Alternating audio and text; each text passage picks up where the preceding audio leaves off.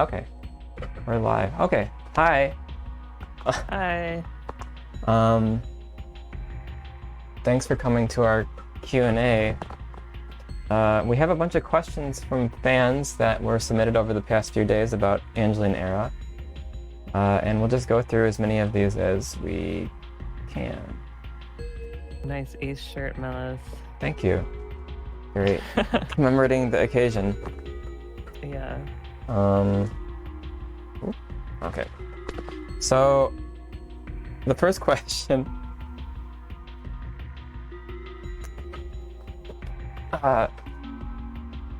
Is that you mentioned before that early on, Angeline Era was Anodyne 3. When did that change and why? What do you remember about this?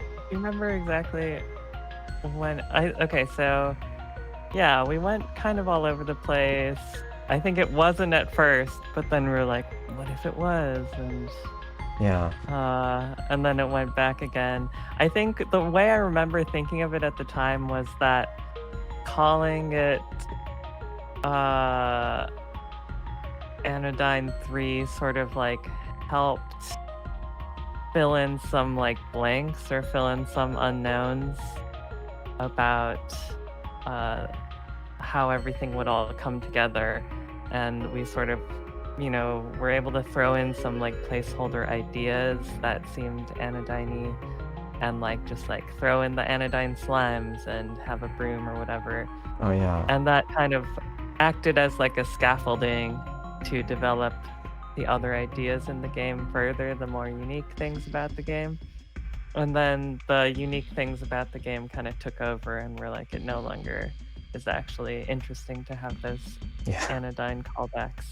Like, so yeah, it kind of just like helped us through an earlier stage, I feel like. yeah, like one of the first things, definitely like the camera scrolling, kind of, that was helpful to just have as a constraint, and it ended up carrying over to the final game, which is nice. Yeah. But yeah, like the broom got removed. You used to have to press to attack. Yeah. There was even dust. At some point, you were gonna collect dust. That was kind of funny. Yeah, maybe someday we'll use like the engine to make. I feel like it could work well to make like a little like anodyne side story kind of using the same engine. But in other ways it feels very different. Definitely it changes how I think about text a lot. I feel like this type of game that's so action focused and with the bumping doing so much, there's not as much room for like big wordy text sections. Although there will be some, but they'll be in, I don't know, kind of different feeling arcs and stuff like that. Yeah. I just noticed, like, I paused the recording like right after I started talking, so I need to say my thing again. Hopefully I didn't miss too much of the previous question, but we'll find out that later. Well, my answer to the question was that we had to spend more time developing like the core moveset and like level design philosophy, and I felt like the focus there was a lot. We had to think more carefully about it and kind of like try out a lot of things, because so much of the game is built through like expressing stuff through the the bumping and bump slashing, that if we don't have that like working core, then the rest of it might not work as well. But also something that was nice was posting about it on social media and making assets is a lot easier, because kind of like so much of it is focused on like movement and stuff that it's kind of easy to make a lot of stuff look interesting to see on Twitter and stuff. I don't know if that will be like all of our games in the future, but it certainly is making this one easier. Yeah, it's a lot easier to post about. Not that I post that much, but I should. Yeah. Consider it. Okay. Yeah, I think a lot of our old games are like there's a lot of interesting moments, but they may or may not like look, I don't know, like I don't know, it's kind of hard to describe. All right, have you already started thinking about what the next analgesic project will be? Not really. I mean, slightly, but pretty much not really. Not really. I mean, we thought about for like 20 minutes this 2D scale prototype Marina made for Anodyne 2. Oh yeah. And the other thing is that we thought about making short games using Angeline Era's kind of like tooling. Maybe not necessarily bump slashing, but maybe. Hopefully something a bit smaller.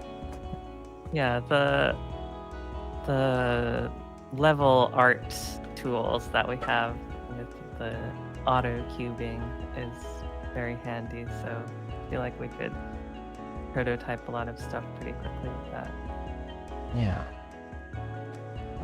Yeah, we don't know. I mean, yeah, this game, I mean, making this game, like, kind of like a lot of the stuff that took a long time was the tooling and, like, you know, creating the whole bump slash thing and the art style.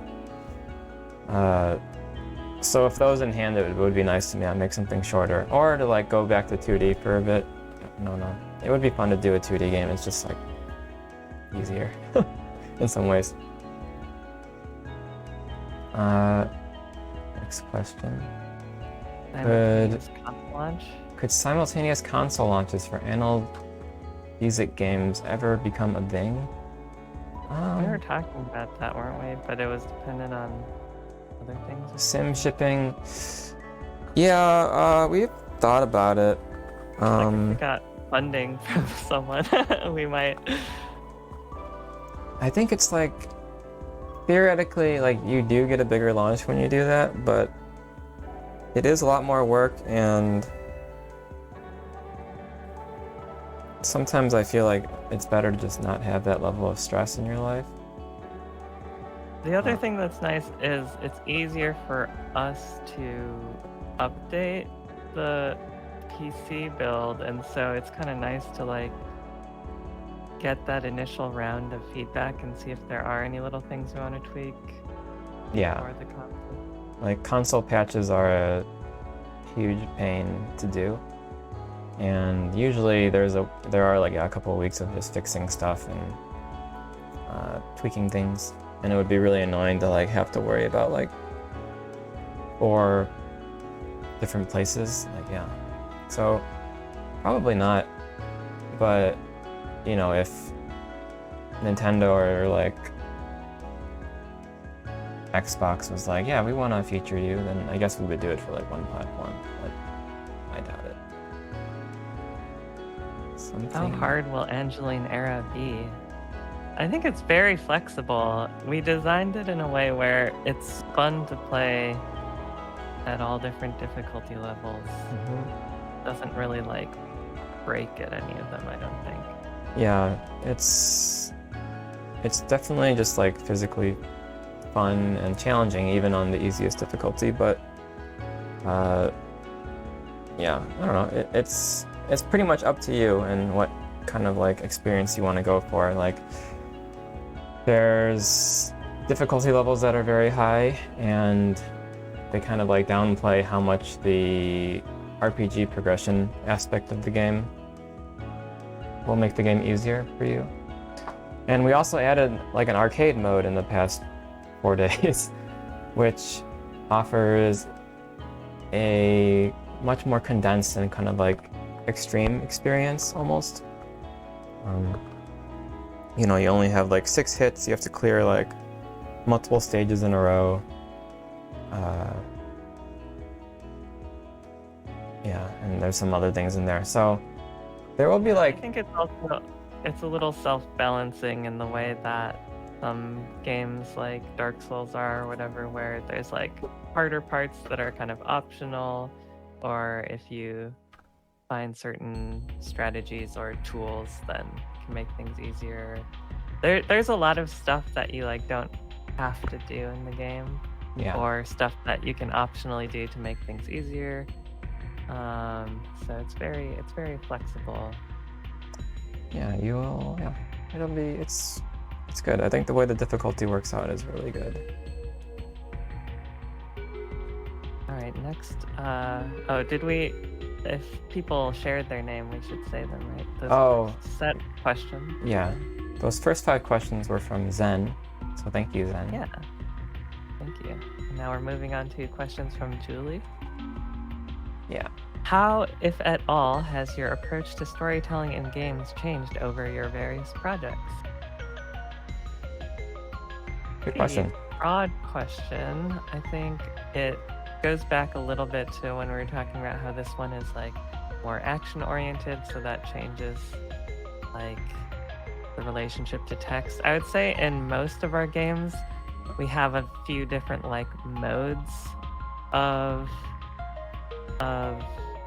storytelling, kind of. Like it's really clear in our previous game Symphony, where there's not a whole lot of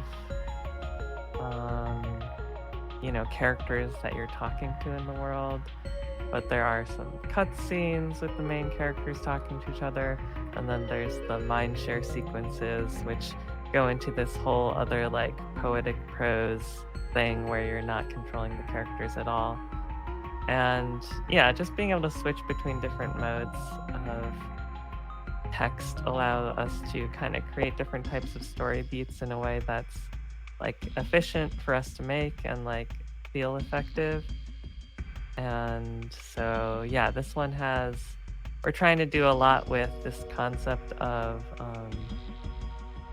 what is it called? Set poems. Yeah. Set poems. So just like arranging kind of like creatures and objects, or like setting up a little scene, sort of like these little dioramas that are out in the world that kind of convey certain things without a lot of text, just kind of as you're passing through. Yeah, that's the set poem idea is pretty, like, it actually relates to like the actionating we were talking about earlier too. Like, what's been interesting making this an action game and the way we approach the action is that like you're actually able to do a lot of kind of interesting like emotions and situations just with kind of like using some base objects to bump and then maybe coding a bit of like one-off stuff here or there. And if you play the demo, you'll kind of get a sense of some of those. The reason we use the term set poem is it's kind of like a riff on the idea of like an action set piece, which in a lot of video games are like these really like expensive things with tons of custom assets. And so the idea is that instead of doing that kind of thing just by kind of like tweaking certain values or sizes or arranging our like base assets in a certain way, you can communicate a lot. Yeah, and we got some inspiration for this idea from like a bunch of like smaller indie games we played. Like Bobo the Cat has a lot of interesting level design and like a lot of humor to how they arrange kind of like the platforming puzzles and challenges. But also like I was thinking about Dark Souls last year and realizing just that it's pretty funny, like in some ways, just interesting from how they arrange enemies.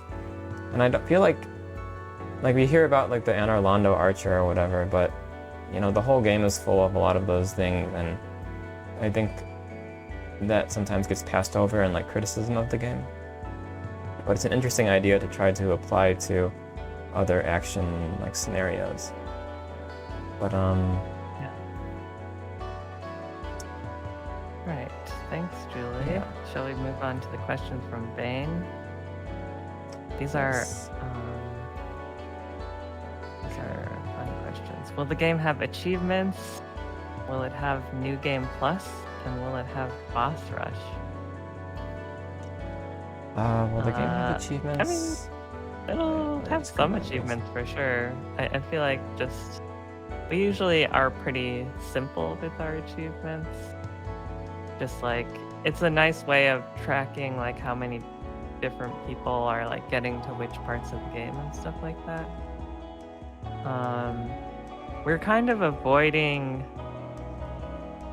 there's like a ton of stuff to do in the game, but we're trying to avoid like that sort of checklist whole mentality where you just feel like because there's so many ways to track everything, it feels like you're supposed to and you have to, and you're kind of doing stuff even though you're not having that much fun.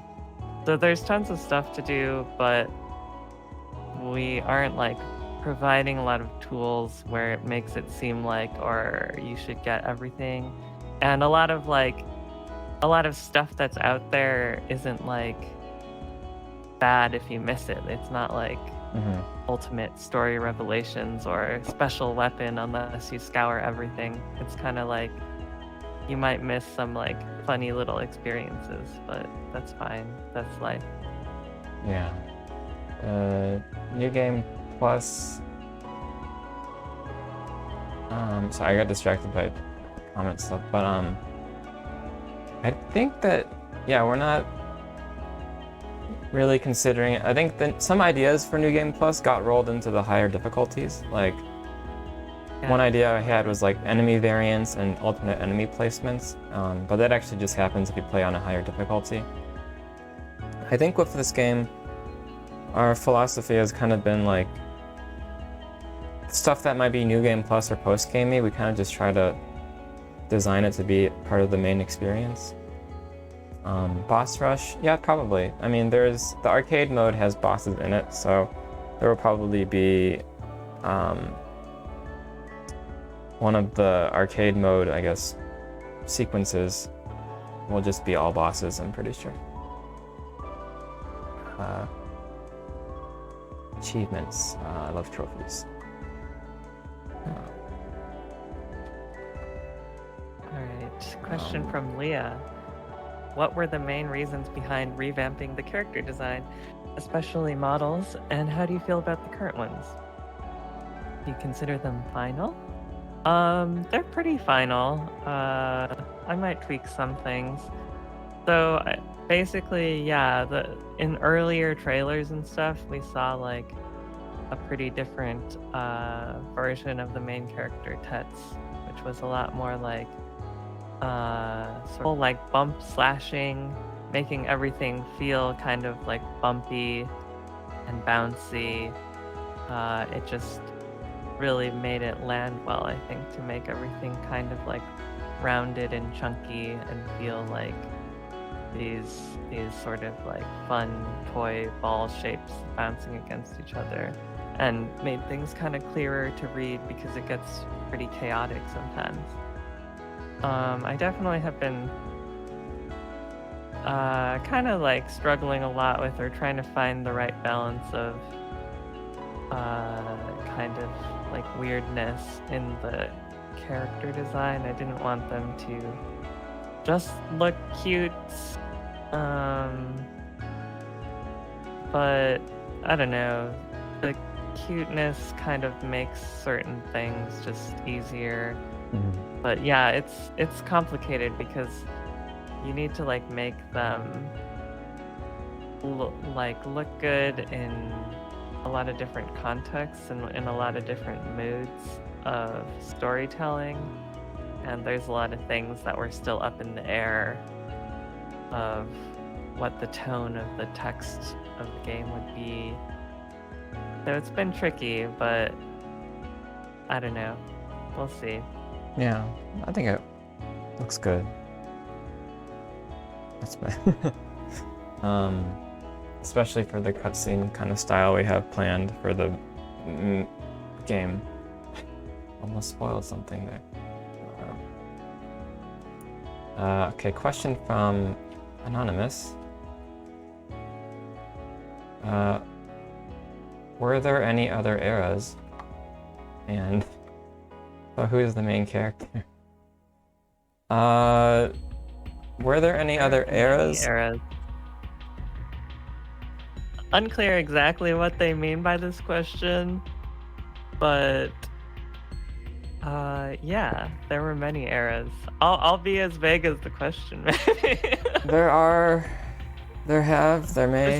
This is the first era video game, though. This is the first Angeline Era.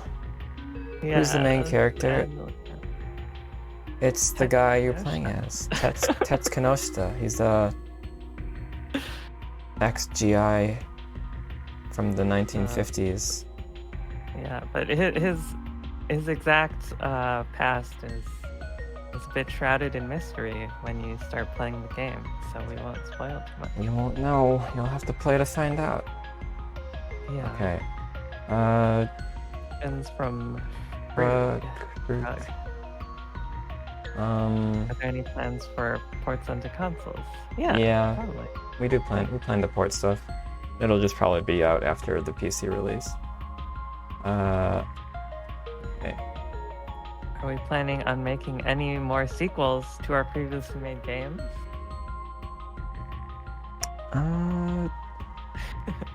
I think you can never predict these things, you know. It's like, to me, it's kind of like, you know, like, are you gonna go to an Indian restaurant next year or something? It's kind of like your mood almost, but on a more important scale than picking what to eat. I would say that an Anodyne installment is more likely than Even the Ocean.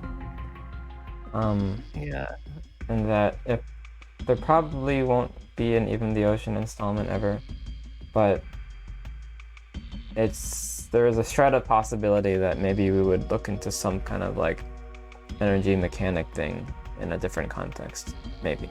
Yeah. But that feels less likely than like an Anodyne 3. Yeah, I mean, in certain ways, it's almost like Stephanie is like an Even the Ocean sequel. Yeah. But in terms of actually like using, I mean, no spoilers, but it doesn't really make that much sense to make an Even the Ocean sequel. And yeah, and there wouldn't be a lot of you know, benefit from like a marketing standpoint, but definitely like, you know, ideas from Even the Ocean are in Stephanie and stuff like that. Yeah, like Even the Ocean, I really like that game. It's hard to think of, I mean, something that would happen within its world that would like make sense to do, unless it was very like fan fiction, which I guess one way of approaching it could be like a totally different story, but building off of those exact like platforming with energy mechanics. Yeah, so like spiritual successor. Odyssey. I always did think it would be kind of fun to do Even the Ocean, but make it a little more like hardcore kind Yeah. of. That'd be fun. Yeah, I don't know. It's a good like jam thing. Game jam. Odyssey. Alright. If we went to Denny's together, what would you order? It's been a while since I went to Denny's. I like the Grand Slam, maybe. A little bit of everything. It's Denny's in the US. I'm like a pancake guy. Or hash browns. I like ordering hash browns at restaurants because you kind of forget how much butter you need to make hash browns. And Yeah, there's certain foods where you don't want to see how they get made, and that's why it's good to order them. yeah, if it was Denny's in Japan, I think I would just take us somewhere else than go to eat at Denny's in Japan.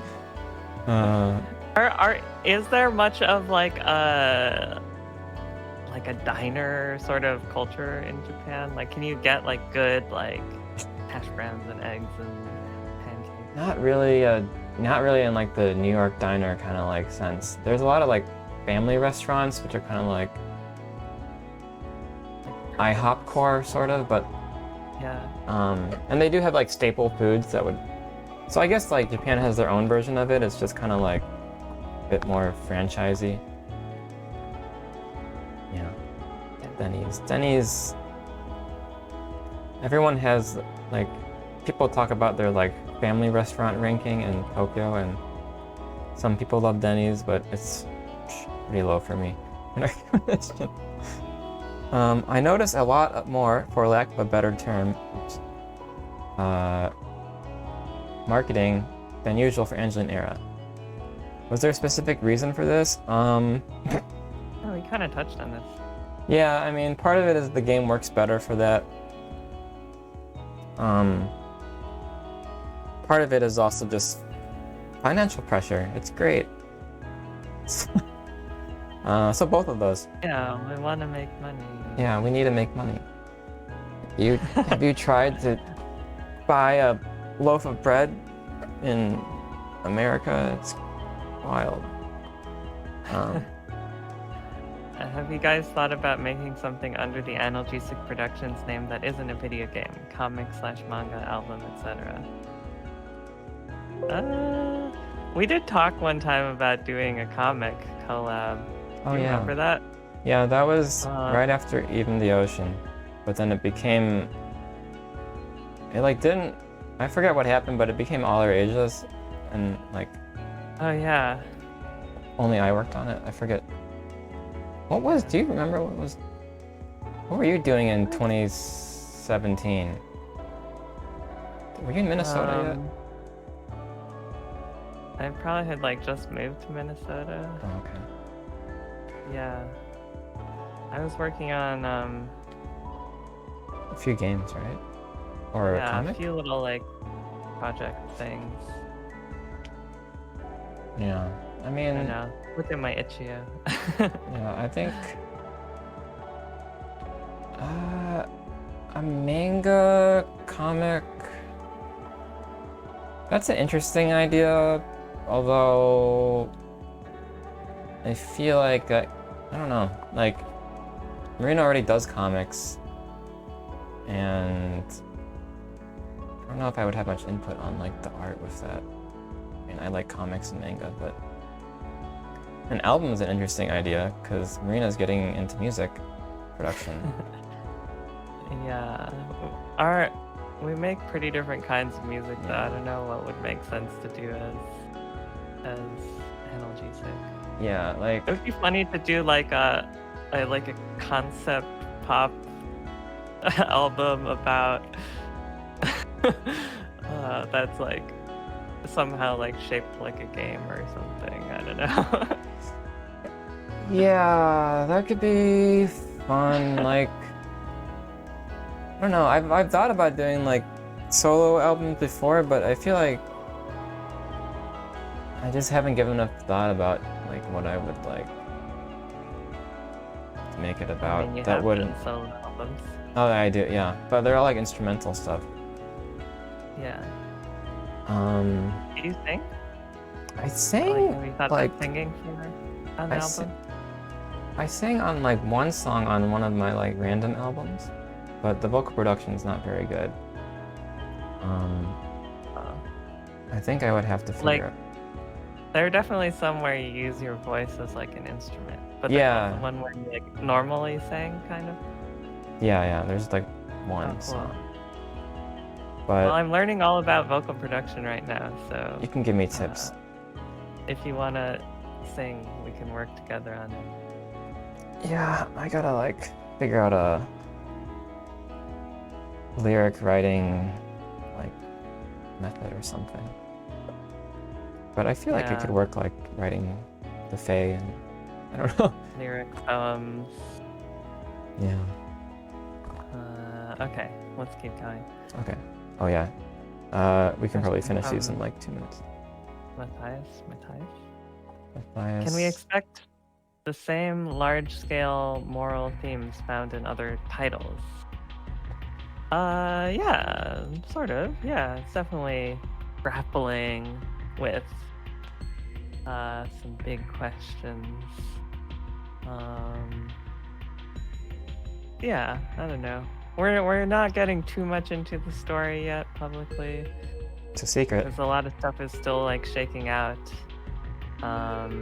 So it'll be cool to see. Like in the demo, you kind of just get some aspects of the story and the world, not a lot of the kind of like weird angel stuff, which is coming more later. But that feeds into the next question from Brad. Curious about the theological, spiritual, or mythological inspirations for your games. maybe you don't want to spoil Angeline Era too much, but was Anodyne 2 inspired by anything in particular? Do you have thoughts off the bat? Spiritual. Some parts of Anodyne 2 and Sephony and All Our Ages are. Some stuff is inspired by like spirituality of kind of like Taiwanese Americans, Chinese Americans, Taiwanese, Japanese people.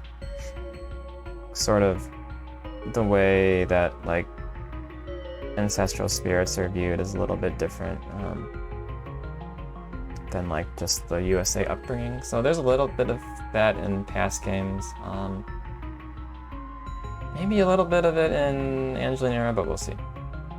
Yeah, I mean, we could talk about this question for a long time, but yeah, there's I mean, we've been reading books and stuff on like some Japanese mythology. oh yeah, I have this Shinto reader that I was reading last year. Yeah. I got really into the some of the like recent. There were a bunch of like apocryphal gospels and stuff that were found in Egypt in the 1950s, and this one historian, Elaine Pagels, has a bunch of really accessible books about those. So those are a big inspiration for Angeline Era, and it's still shaking out exactly how those come into it, but yeah, definitely a lot of like Christian apocrypha, Japanese American culture stuff, Yeah. and then Irish myth and fantasy. I think we're both into like religious studies to an extent. Like I was reading a lot of like Japanese religion stuff, like Buddhism and like Shinto and Chinese, all those like relations and cultures intermingling. A little bit of that might lead into kind of how I'm approaching some of the Angeline Era levels, but probably not the main story because I'm not writing that. But I think overall, okay, they're asking about the specific inspirations, but yeah, we'll definitely talk more about that in detail. Do you have to go, or do you want to do the next question? It's fine. I can Okay. do one more. The last question is, what's your favorite book? I don't know if I have like a favorite book. I think it's like certain books come into your life at certain times. Yeah. I remember really liking, and I wrote a blog post about it, the book Seasonal Associate by oh, that was good, yeah. Geisler, I think. That was a good reference for Stephanie's writing style. Yeah, it's very strange. It's theoretically it's just like this writer talking about working for like a season in an Amazon fulfillment center. But it's a lot weirder kind of formally than that description would suggest. Yeah. And I found it very inspiring. It feels like a visual novel almost. Yeah. I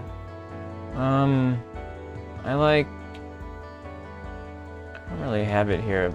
Well, I really liked Mushroom at the End of the World. It's like sitting over there, but I can't grab it. Which is by this like pretty seasoned cultural anthropologist who's like studying the supply chain of matsutake mushrooms, which they only grow in like pine forests, especially ones that have been like destroyed before and are regrowing. But she uses that to like talk about different ways of like people relating to each other or their environment, and it's kind of philosophical, and that was a really interesting read like earlier this year. And yeah, that's all the questions we have, so thank you for watching. And Thanks for asking questions. Thanks for watching. Have fun with the Angeline Era demo. okay, bye everyone. Let me know what you think on our Discord. Bye. Bye. Okay, so Marina had to go, and I realized that I paused over one of our answers to the very first questions. Early on, Angeline Era was Anodyne 3. When did that change and why? So what Marina was saying was that sometimes when we're making our games, it helps to kind of just assume a few things about the design based on a previous game to like work from. And so that's what we did with Anodyne 3. We were kind of like, yeah, this could be like an Anodyne game. Because by assuming it's an Anodyne game, that kind of puts us in the headspace to experiment a bit more and be okay with things being a little bit weird. But it also gave us some things like we could assume there would be slimes to kill. We would have like a broom or something to like attack, dust to pick up. And you know, all those things, the slimes, broom attacking, dust, those are not in the final game. But what is in the final game is kind of, in Angeline Era, is that like fixed camera to a screen scrolling kind of stuff. And I would say that development started in April 2022. And I think it ended, it was definitely not Anodyne 3 by the end of that year. Like, we kind of realized it was too much of its own identity story-wise. But, yeah, I mean, I can still kind of, like, imagine what Anodyne 3 was like. And it is a very, like, imaginary kind of thing, but it had a lot of interesting moments planned. Yeah, so that's the last question. Thank you for watching, and I guess this has to be an hour long, so let's just keep, I'll just keep answering questions again.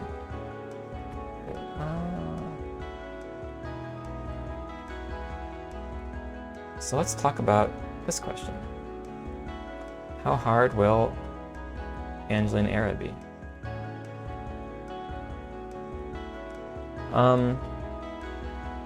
This is from Zen. So we mentioned that it's kind of balanced to have multiple difficulty levels. But how do those difficulty levels vary? So what we did is that one of the things that balances the game are health drops. So each stage in the game is maybe like 2-3 minutes long, and you have to get through without losing all of your life. On the easier difficulties, enemies will drop health. So those kind of help you, kind of like Mega Man or something, help you to kind of like just keep going if you're having a hard time.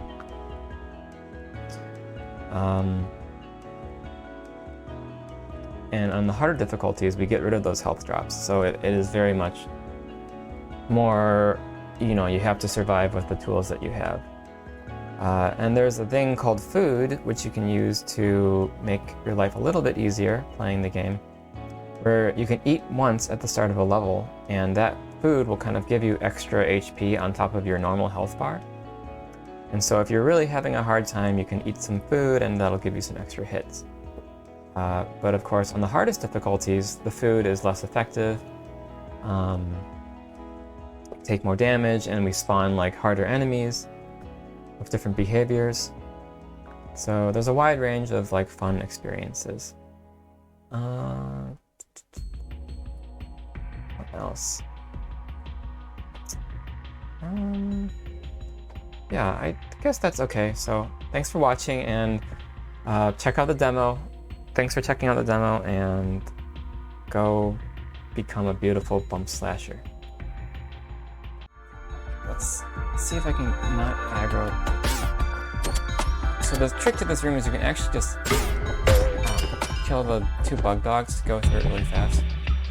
But it's tricky because, you know, they have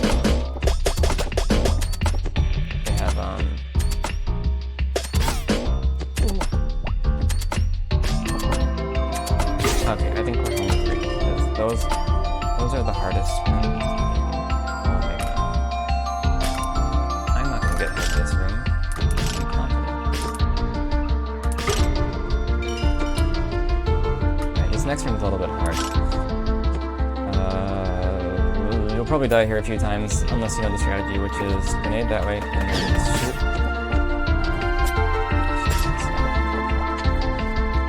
I don't want to use use my grenade. I'll use it in the next one. Let's pause.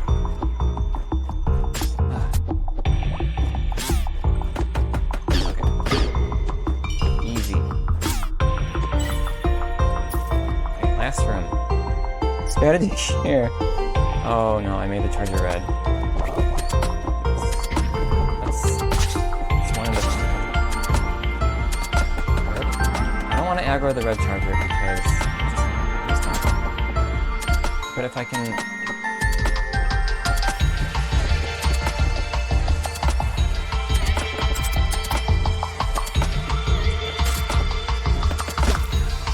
So there's the charger that talking. Oh.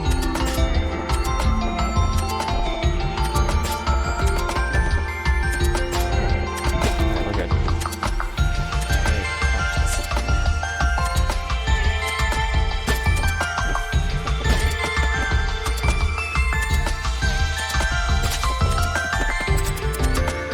Oh, there's a gem pickup. Easy. Or not. We did it. That was...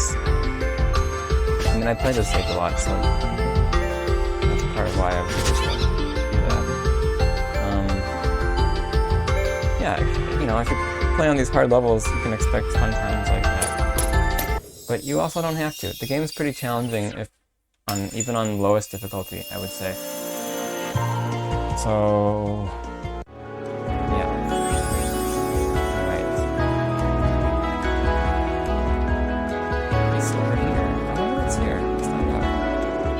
I'll spoil this one, because you've been patiently watching for 41 minutes and 55 seconds. Snake. Ooh. Barely made it.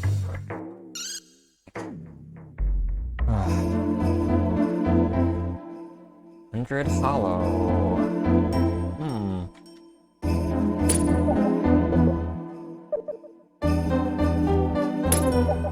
Some athletic fae train in these historic hills, but naysayers wish to protect the last vestiges of the long-standing land. How do I get there? Did you do this? No. The trick is to use your switches.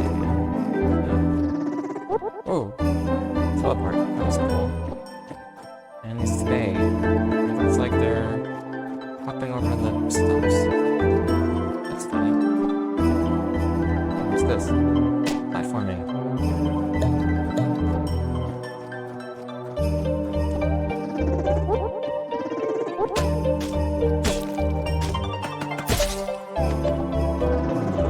Oh.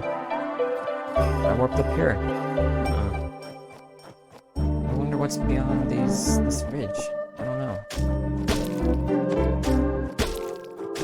If you're a fan of Quest 64, this song uses music from Quest 64.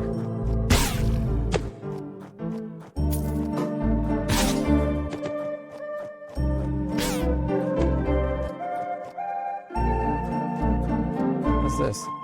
100 hollow honey bun. White, wild wheat, and foraged honey. Only a single baker keeps the recipe alive. A supremely tender bread. Well, we can't buy it. We don't have enough money. That's life. Onwards to new things.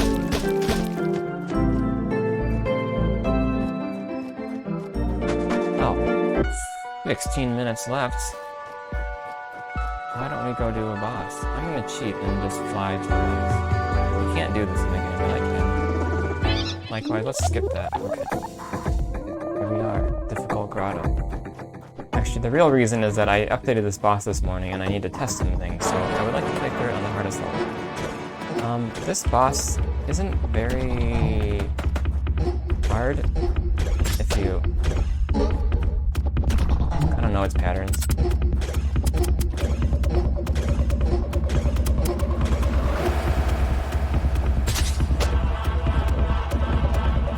Especially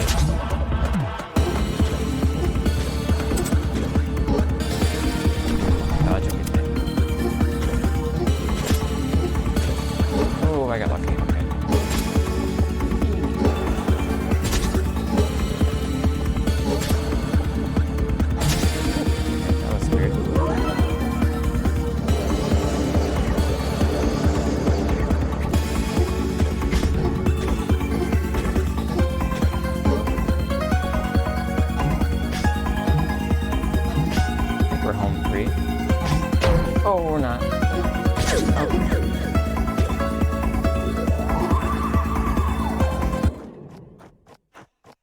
Stop cursing myself.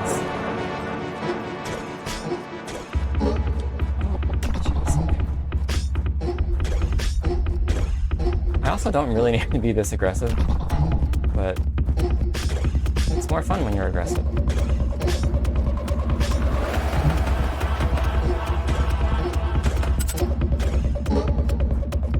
Hit the pillar. Oh.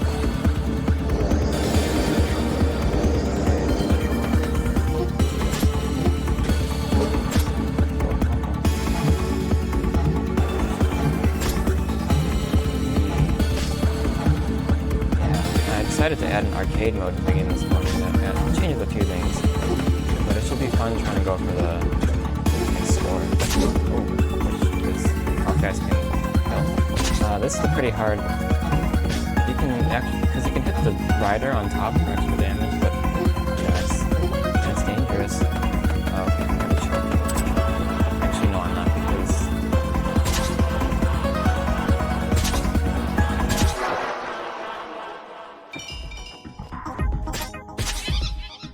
that last phase is good for getting a lot of damage in, because you can do a lot of damage. I probably should change that, but okay, I'm gonna cheat again and fly to another level. I want to show you another boss. Here's the second boss you can fight. We're gonna skip this again for the sake of the video. The caves, pools, trap unlucky fish. Swim, swim, and swim. Madness stirs within the humid like walls. I should probably say humidity like walls. Okay, I'm back. I just needed to pause to write down some bugs that I found. Not really any bugs. Well, okay. Let's fight this boss. Can I beat this boss on Melos' trick? I don't know. Probably not.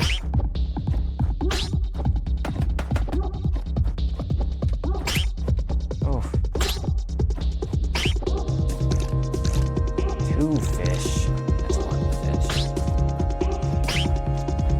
This game should only have 1 phase boss fights. It's cheap.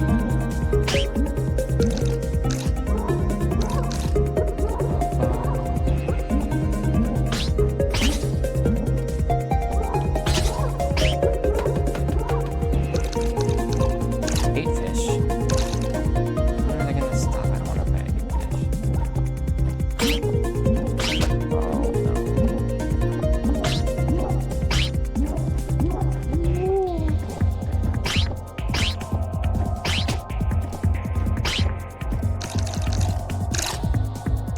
16 fish? That's too many fish.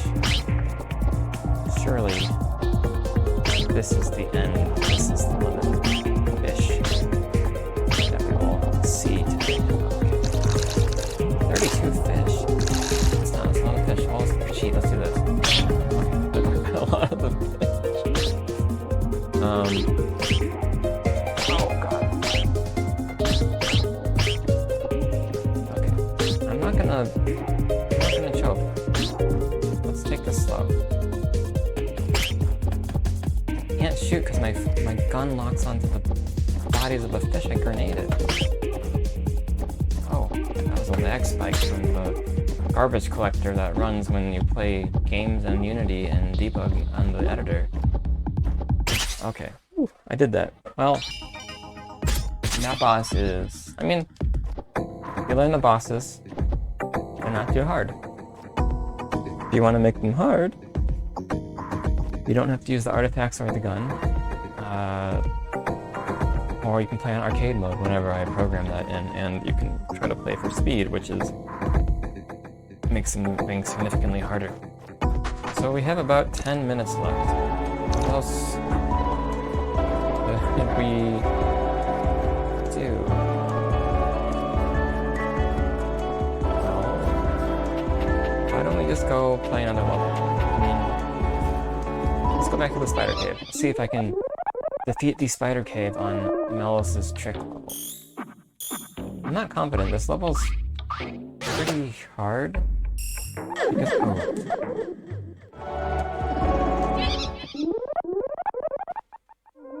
it's pretty hard because Oh, well, you'll see.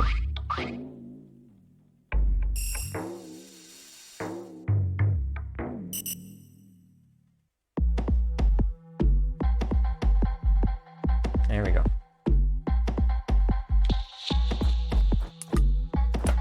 Okay, Dreaming Cradle. Well, for one, some of the spiders become more aggressive. These blue guys. Some of those gunners in the distance become more aggressive. But of course, nothing on the hardest difficulties is as hard as, you know, you just avoid everything. Don't get hit and it's not hard.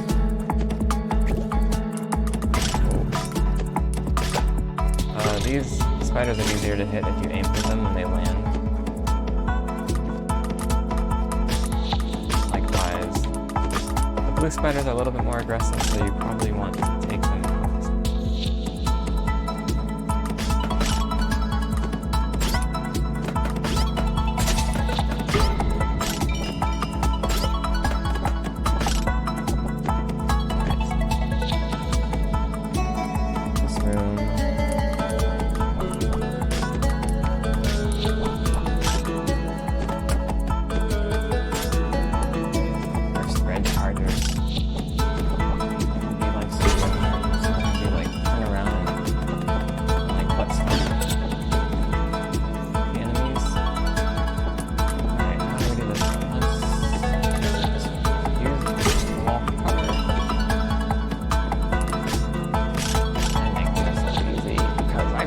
A lot when I was doing testing to make sure it was fair.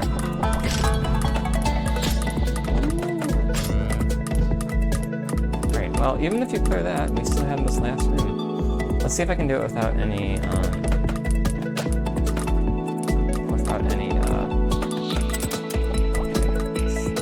talking for a bit. I need to get a safe hit in.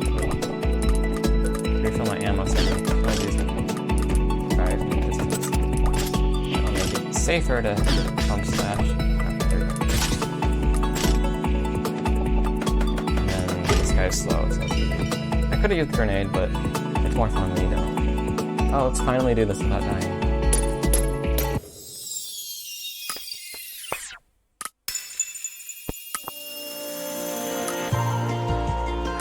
Homescape.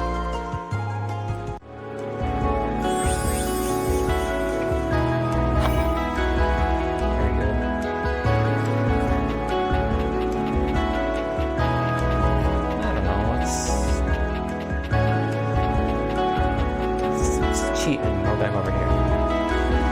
Let's do this level on the hardest difficulty. Why not? Why not indeed? Melos' trip. Okay.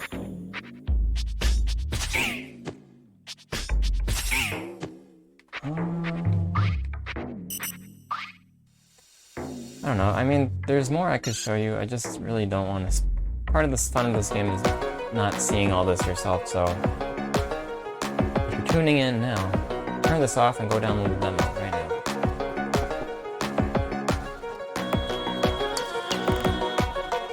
Okay. Let's get some critical hits on this guy. That'll take it out faster.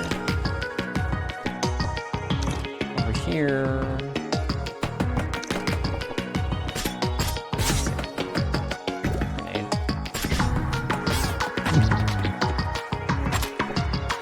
Make it fun. I don't know. I haven't done this. Let's just see if I can do this without using the gun. No gun. No gun, and let's like take out all the enemies. We don't need to. But... Oh, why not make it harder?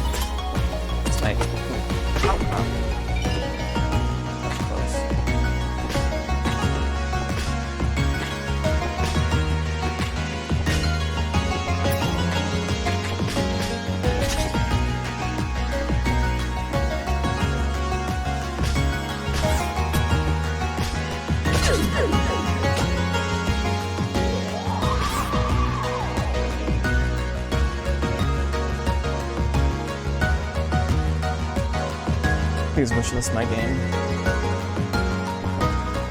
Alright. Let's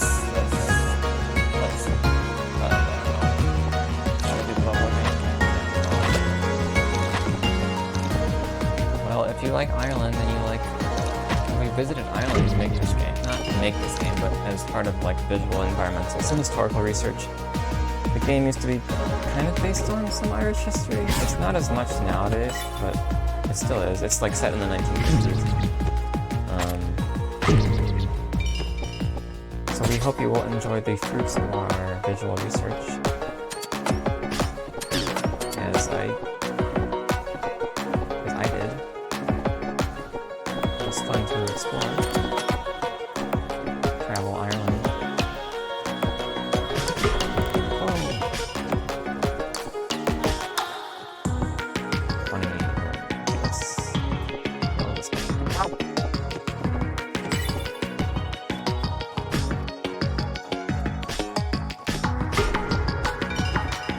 Ice cream. I don't know.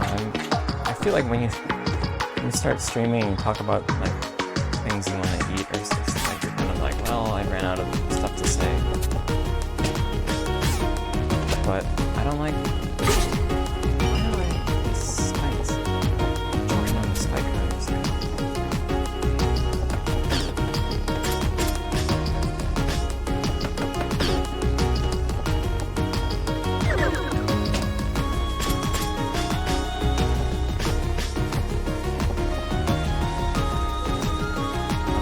Use a grenade here, that makes this room too easy. You can, but why?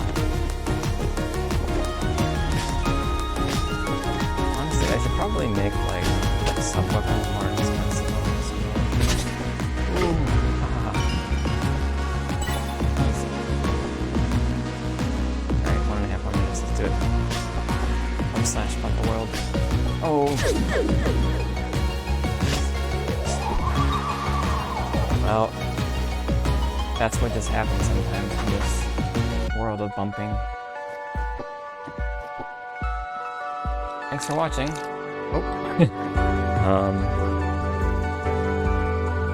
Wishlist Angeline Era, thanks for tuning in. I hope you enjoyed this stream. The demo will be up until release. Release is probably in 2025.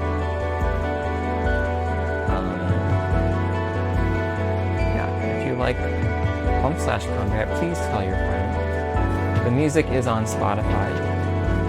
Well, it will be on Spotify. You can pre-save it now. Well, it's May 16th, in which case you can listen to it on Spotify. Tell your friends who curate playlists to help me. Help us. We're only 2 people are making this game. We need your help. We need your help to continue to make games. So if you can tell people about this game or stream it or play it, it would help us out because the mainstream game industry has no interest in us continuing to try and make cool action games. But fans are our lifeline, players are our lifeline, so if this seems cool, check it out. And if you like it, tell a friend. Thank you for watching. This has been Melos, co-designer and composer of this game.